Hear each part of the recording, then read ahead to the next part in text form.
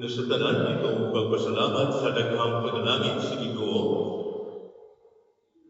bukasyon sa pagkabari sa simbahan sa Cagayan de Oro, atol sa pagsaulog ni Luiga sa ikas-23 anyos ng sumanan sa Archdiocese Cagayan de Oro. Gayamon Jubilee of 75 years as an Archdiocese. Tinumduman nato, 1933, nahimutang diocese, 1951, nahimutang archdiocese. Unang iringlida atong igahin ng pasalamat sa Ginoo sa iyang pag-uban na nato sa atong banong isip ko sa kalumang simbahan sa tibuok kalimutan. Ako kay atong tema, Grace Ever Ancient, Grace Ever New, renewing our hearts, seeking truth, and building communion. Hindi ang atong punto nga mamalato sa paalam sa atong pagsaulog ni Santa Teresa uban sa atong mga kabarian, magbangko sa panaan sa among pagkapanig.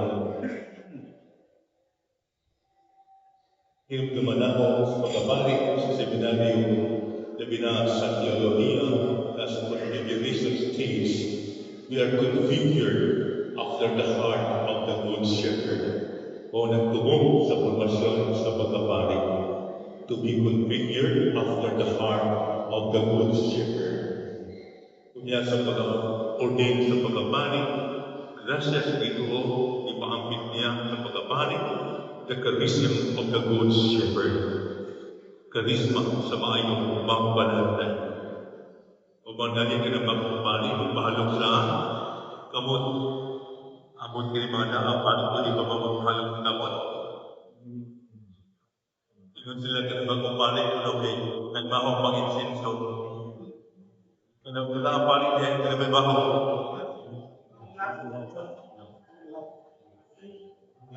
So dito po tayo na we are configured after the heart of the Good Shepherd. Ganihan ang nasulat na pamalatong sa among okasyon ng kinabuhi sa pagkapani o pangalaga ni Hipani. To check first of all the condition of our hearts. Doon sa kagikoleksyon sa mga ipahigayon, kailan ako ang facilitator, nagtugod siya sa pangutana sa mga pari. Kung siya ibigala siya ng magkasing-kasing karon, o kung siya ulang ba siya ng magkasing-kasing karon, ang uban dugay na nagalagan sa pagkapani. So kuman sa mga kabalando, doon ay mga kasing-kasing ubang. Ang uban niyon, sa grasya sa Diyos, manesikol pa. Sa grasya sa Diyos, puno pa sa gugma sa Ginoo sa tawag. Pagdalaking bahin, na kung dinikalimon, ay makasing-kasing magikamuhin. Ako mo na itong panik sa kasing-kasing nila naroon. Nagkasinatin na akong kakakoy, spiritual, emotional fatigue. Doon ang pinihuan ng silang pagpating, ng iba na doon ang hawak sa kasing-kasing.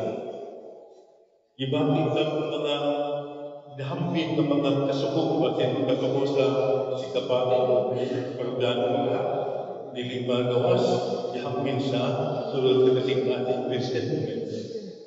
So, sa sanda sila nahambing mula sila kasing-kasing.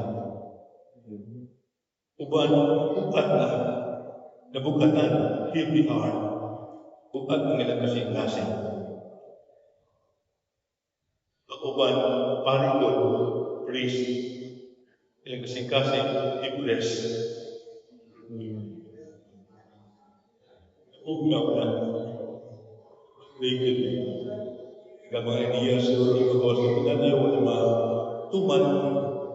So, aging po sila depressed, depression, frustrated.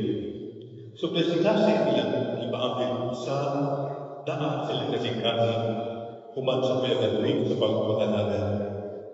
Apan, dito tayo siya na atong sisahon atong mga kasing-kasing. Isa mabito magpatambla sa atong mga kasing-kasing, atong mga cardiologists, ibati. At pupunta sa atong divine cardiologist, atong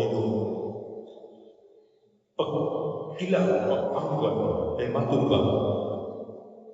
The darkness of the heart is the darkest night of all. The darkness of the heart is the darkest night of all. The emptiness of the heart is the greatest poverty of all. A heavy heart is the most wearisome of all.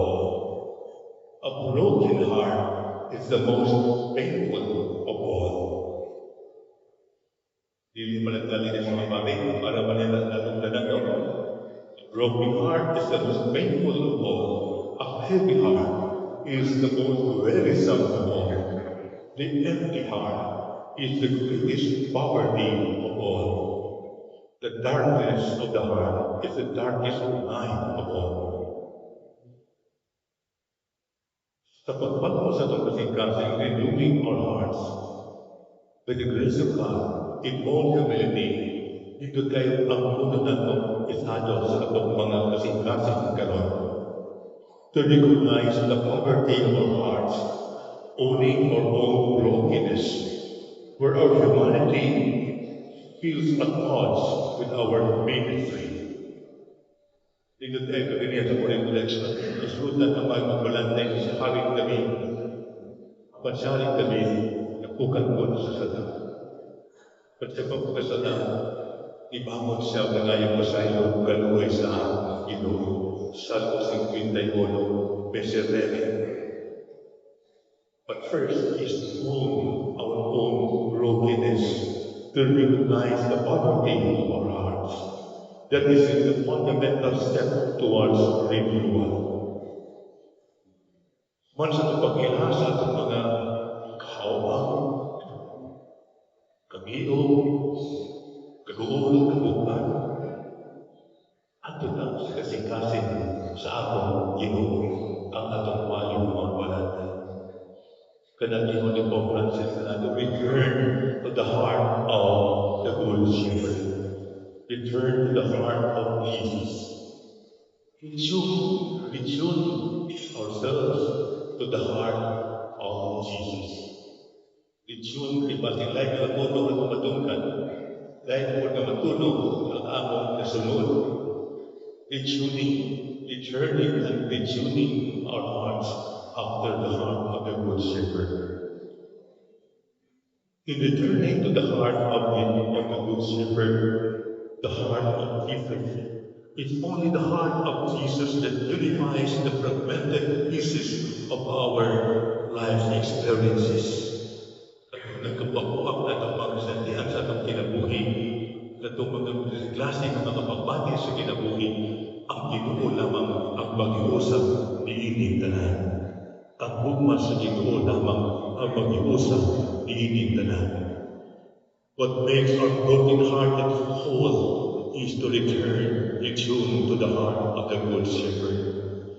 He is the one who will fill the emptiness of our hearts and lighten our hearts even in the dark moments of our lives, renewing our hearts. Bumitaw mo siya sa nagultina ng patron. Nagkadayon siya, my heart is restless until it rests in you, O God. Return to the heart of the Good Shepherd. Kaya basig lahat talaga ng gulong amang magtungong madungong. Diba? Yung tingog sa magbalanda. Lahat ng tingog amang nadungong. Lahat na po ipaambit na mga tingog sa inyo. Mga ipigsuri sa mga kahibiyunan. At kini ang amang mahimo sa pagpanganagad namin isip ko na kapaliin. Higagad yung ingon, ang among pagkatao sa bangga, sa grasya, sa ministeryo, imaambit sa Ginoo ka na. Ang human weakness, bangga sa kayo, sa grasa, sa karisma, sa mga pagkamayang maglalagay, ipaambit sa Ginoo ka na. Muling panahon, kanon ka, pagmuhan nato ang atong mamanaan sa ordinasyon sa pagkabalik. Balik sa kasing-kasing sa Ginoo. We recognize the tension of of our high calling and our low energy, our temper and our private sorrows. These are proof that we still are human beings like you.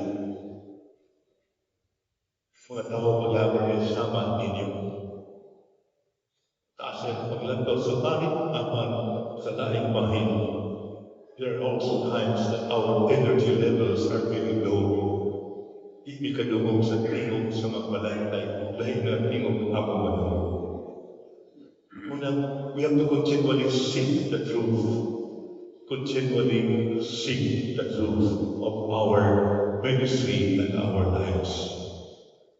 Ginoo ang atong padunan, Ginoo ang atong sandigan, Ginoo ang atong kanagusog pagpadayon sa pagpamahalaga. Seek the truth. Sama kang San Agustin, nagita siya sa kamatuuran outside himself. Kung nag-realize niya na ano pa niya sa iyang kahiladuan. Ingubintos niya, late have I loved you, late I have discovered you, my God. You were within me, but I was in the external, seeking for you. Ang kabalian ng tanan. Let us also seek the Lord through the internal stirrings of our hearts that itch for God, our hearts that beat for others.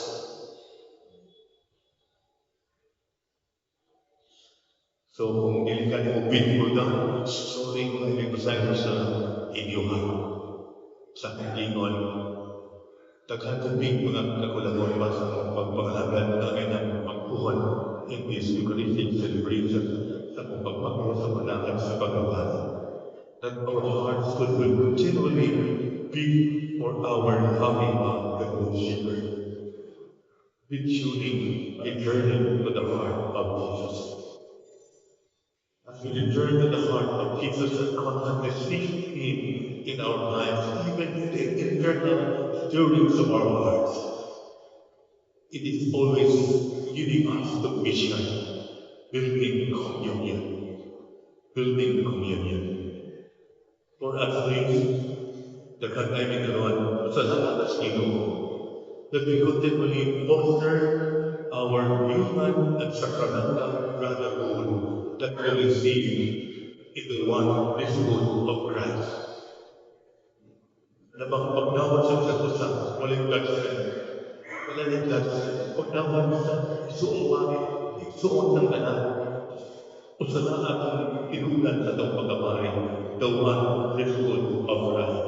Kung kita tanan, nagkaambit man sa usala sa pagkabari ni Cristo, diha sa Maria. We share in the one priesthood of Christ. For us we share in the one ministerial priesthood of Christ. We foster and renew our sacramental brotherhood in this Mass, in this renewal that we are going today. This will recognizing our brokenness, relying on the transformative power of God's love, that we will be able to be compassionate also to our grieving parishioners, broken and wounded also like us. Sa naman atong mga ministeryo, that we experience the loving, compassionate heart of our God. We also become compassionate and loving to our grieving parishioners, broken and wounded like us. Dasanin tanan sa Ginoo. Dito tayo nagaliha sa ang sa diskutan ng inabuhi ni St. Francis of Assisi, this year of St. Francis of Assisi. Dato kayo siyang apan idawag sa Ginoo sa pagpuyog sa pagkaprobeta sa simbahan o sa katawan atong panahon. Sa iyang pagpagagos sa usa ka saklahon, dito na inagong niya ang Ginoo. Kung magpa sa pamamanado, ang Ginoo mo nagkagos na niya pinaagi sa usa ka saklahon. Ug ang kagos sa kuma sa Ginoo pinaagi na usa ka saklahon nagbago ang St. Francis of Assisi. Nagpuyog sa datumang kakabos, paghalas ito siya kinabuhi alam, pagsangyo sa may balitang nandun sa mga kabos. So, kini ang atong yako sa alang kanahong kanan, ngayon ng mga makam. Like St. Francis of Assisi, that we also embrace our own poverty and relying on the transformative grace of our loving God, we continue to proclaim the good news to the poor. Building communion. Sa atong panahon ngayon, sa simbahan sa Pilipinas, kanunin natong isutan na pinagpanahon sa Semana Santa, ang programa sa Alay Kahapon. Na igsuon kinanggalan, kung kita mag-ingon sa Ginoo, igsuon ko ba na siya? Igsuon ko tulog-bago kanang mahalaman sa Alay Kahapon. Apan lahing karon ng hulubig, dili lang Alay Kahapon, dili alay kapayapaan. Alay kapayapaan.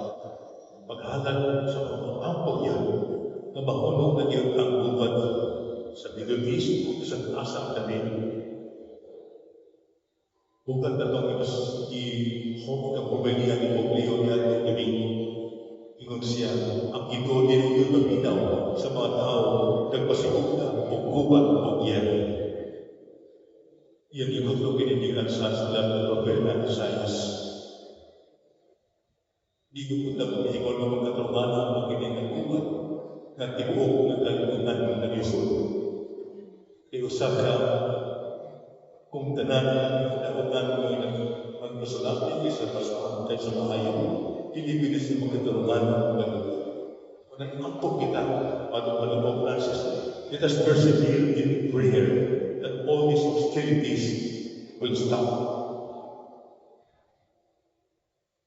Alay kapayapaan, alay kapwa, alay kapayapaan, alang ingin sa Malasanta ng Israel garon, alang sa pagbago sa atong kinabuhi, tuyog sa pagbago sa atong kabalian sa manahan sa pagkapari, atong pagayong kanyang nasa sa ito, ways to renew our hearts, to constantly seek Him, seek the truth in our lives, being tuning and determined Him, and also to build communion of one another as brothers and sisters.